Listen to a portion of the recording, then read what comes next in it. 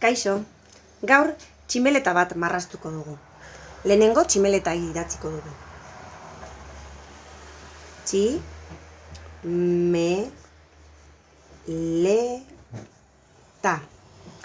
Era ezberdinetako tximeletak daude, baina guztiek daukate gorputza 3 zatitan banatuta.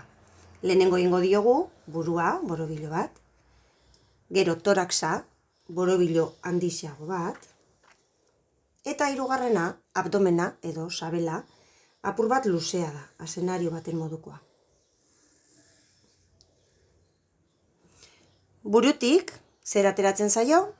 Antena bat eta bi. Begiak ere baditu, alboetan. Bat eta bi. Eta trompeta moduko zurgatzaile bat dauka hor. Polena hartzeko loratatik. Toraxatik hegoak ateratzen zaizkio. Horretarako egingo ditugu. Horrela, alboetarantz marrabi. Eta gero, toraxaren goikaldetik hego baten forma egingo dugu. Eta berriro bestetik bekoa. Hegoak forma ezberdinetakoak dauzkate.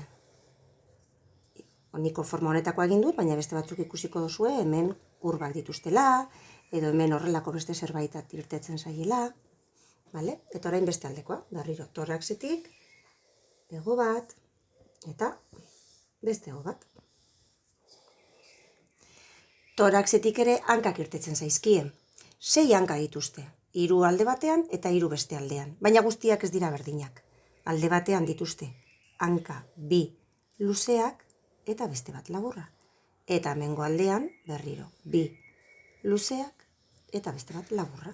1, 2, 3, 4, 5, 6 hanka. Orain, falta zaiguna da, hegoak apaintzea.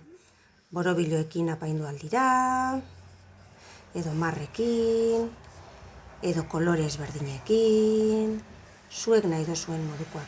Eta batzuk, gorputza, batez ere abdomena, apainduta daukate. Batzuk marrak dituzte, eta beste batzuk borobiloak ere izaten dituzte. Beraz, zuen moduak, zuek nahi dozuen moduan margotu aldozue. Agur!